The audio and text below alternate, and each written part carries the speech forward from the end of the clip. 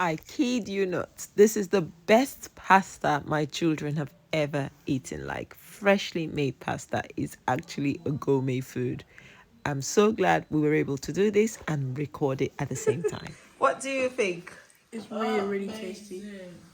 Is it worth all the effort? Yes. What's the score? 10 out of 10. So it was worth all the trouble. Hey guys, how are you? Welcome to a new video. I have my boys with me. They're not so little anymore. And these children love pasta. So we make pasta, or they eat pasta once a week. Now, 7 years ago, I went on a mission. I wanted to start making my own pasta. And I tried it and it was a big flop. So I gave up. And I went ahead to just keep buying them pasta. Obviously, once a week, not too bad. I try to obviously buy organic as much as I can. But this year, I have a mission. Like, I've watched so many videos. I've watched people make this pasta. And I'm like, it shouldn't be that difficult. Obviously, if we have to buy pasta, it's not the end of the world. But we want to try making it again. So, come with us. We're going to make pasta for the very first time. Now, the ingredients and the ratio of making your pasta is simple. The recommendations are to every 100 grams of flour, use 1 egg. Now, most people also recommend using egg yolks. So today I went to my local farm shop and I got myself some beautiful duck, goose and chicken eggs. Now, duck eggs are best for pasta because the yolks are quite creamy. You want that silky pasta. Let me show you what these massive goose eggs look like. They are humongous. Look at that. Look at them. Open Size it wide, Ryan. comparison. Now, let's compare this to the normal chicken eggs. Look at that. That's a chicken egg. Look at that. That is massive, right? They're like more than double the size. Anywho, back to making our pasta. Essentially, the measurements for pasta are 100 grams of flour to 1 egg yolk. But you don't have to use that specific measurement. You can just modify it as you want. You just want to do that's not too sticky at the end, really. Okay, the full recipe will be in my description, but as you can see, I used a bit of yolks and some eggs in their whole form. It's easy to use a stand mix, but traditionally pasta was kneaded by hand. However, it's a lot of work to knead it by hand, hence the stand mix. Now, you see, when we started, it was quite sticky, and I realized quickly I needed to add more flour. So I think it's best to work with a tougher dough than to start with really soft dough. Now, these guys were really messing around, working with children, guys.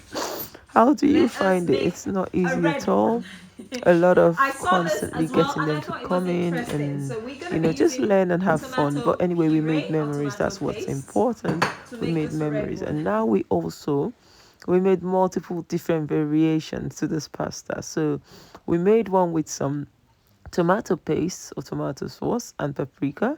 We also made a green one with green juice. Yeah, we also made the purple one with purple cabbage. See how beautiful they looked.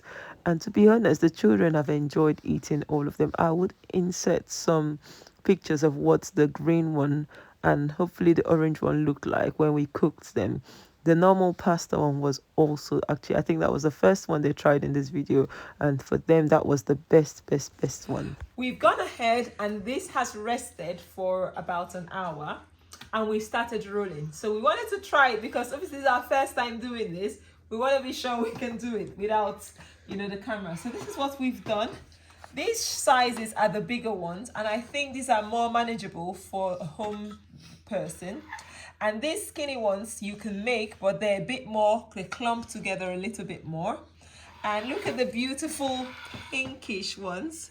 They also, you can make them skinny like this, but I think it's better to have the bigger sizes. And also the green. So let's make another one of the final one, the purple. So essentially what we do, we just take a little bit at a time.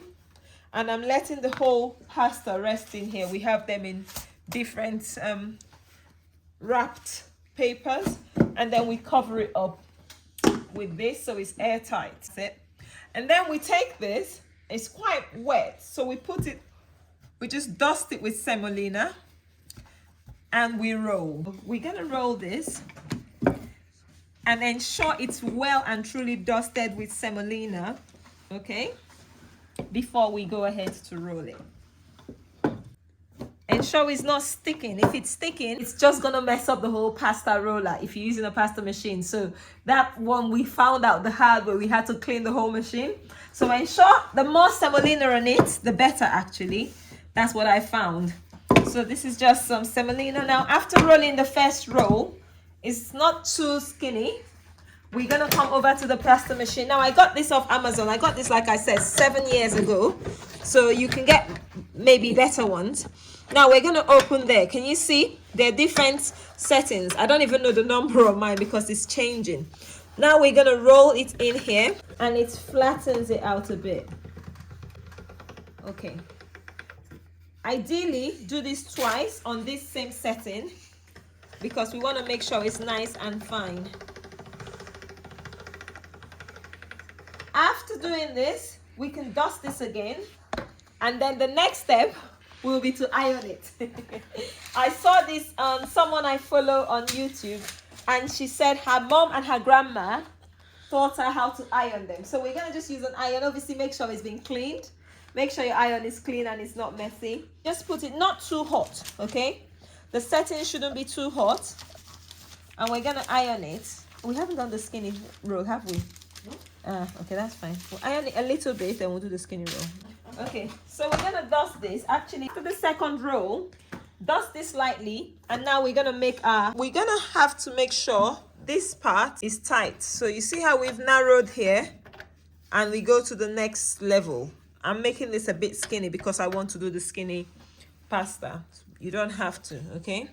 Actually, let's loosen it a bit. That's it. So this is the widest.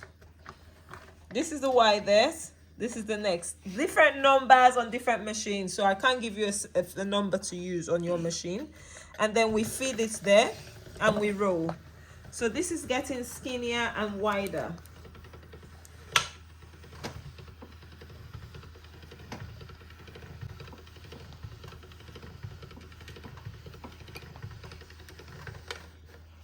Okay, so look at that, it's doubled. Now what you do here, you can let this dry or you can iron it. I'm going to iron it. I think I'll cut it, it's too long. So it depends on the length you want to manage. Now because these are vegetable ones, I think they're a bit more tricky. They're a little bit more messy to deal with. So if you don't want to deal with that, just go with the egg one. The egg one I found to be the easiest. Look, it's all singled out, as you can see. These ones are a bit more clumpy. So the vegetable juices can be done, but it just takes a little bit more working. Like, look at that. I'm going to just iron it a little bit more. I'm using parchment paper. You can use a cloth. Just ensure it's not too dry, but it's also a bit dry. Now look at that. Can you see the difference between the one I've ironed? This one is floppy and this one is a bit firmer. So we've got that dry. You can dust it again with your semolina, and then in my machine I have this skinny setting, which is for the ones that are skinny, and I have the chunky one. So I'm going to use this because I just want to see if it will work. This is the most difficult setting I find. So let's go for it.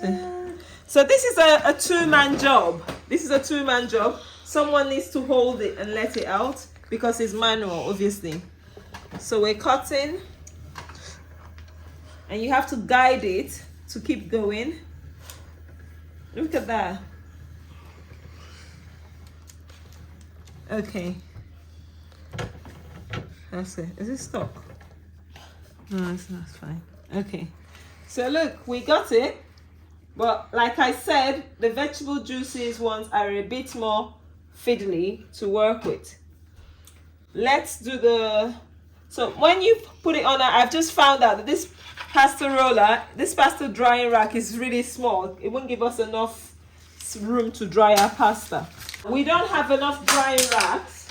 What I saw the lady do was she used clean bedding. So we're putting this on a clean bed sheet on a bench so that it will dry and then we can use them when they're dry, because it has to dry for a few hours or a day for us to be able to store it. So we're gonna spread this out nicely and then let it dry, and we'll come back and show you when it's dried how we're gonna store it. This is a really tedious job. You have to you have to really want to do this, to be honest, but I think we've enjoyed it. It's bonding time with the boys, teaching them stuff that I never did myself. We must applaud Italian grandmas because this is a lot of work. But my main reason for wanting to do this is I want to give them organic, like, egg pasta. This is obviously a delicacy. We have the beautiful egg yolks from the ducks. And this is one of the reasons I'm making this. And hopefully to give them more nutrition and the experience of it.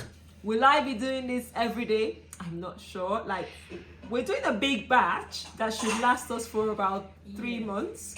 So hopefully if we did this like every quarter or twice a year, it's not a bad idea. What do you think, boys? Do you learn anything? It's kind of like hard. It's hard, isn't it? But a lot of our African cooking is not that easy, though, to be fair. We spend a lot of time prepping our African food. So if this is something I do once in a while because I want this beautiful, you know, egg pasta, or I want to make this colorful ones and it's all organic with purple cabbage and, you know, red and the greens. Look at how beautiful. I think for me, that will be the only reason I will do this. But otherwise, I think I wouldn't mind buying my pasta. Anyway, I'll let you guys know. But 7 years I've had this pasta maker. I had never used it. So I'm glad to be using it today, if nothing. Anyway, we'll do other things and we'll let you know at the end. We'll show you how it goes. But it's probably going to take 2 days before it dries properly for us to store it in a jar. Anyway, thank you so much for watching. Do not forget to like, share, and subscribe. And until next time, see ya. See you in another video. And bye. 3 days later, and this pasta has actually taken time to dry. Now, let's show you what it's like when it's dry. If you can hear, it's quite brittle. But it's perfect to store now in a jar. So I'm going to be storing it in the jars. You can also put this in the freezer, but the jars are hopefully to help prevent them from breaking. Now, the fresher the pasta, the better, obviously. And that's the whole, one of the best ideas, making them yourself, is having it freshly made to eat. But it takes a lot of time, and that's why we're making it in this batch. So we're gonna store, then we have jars for all the rest. I'm gonna pack it all up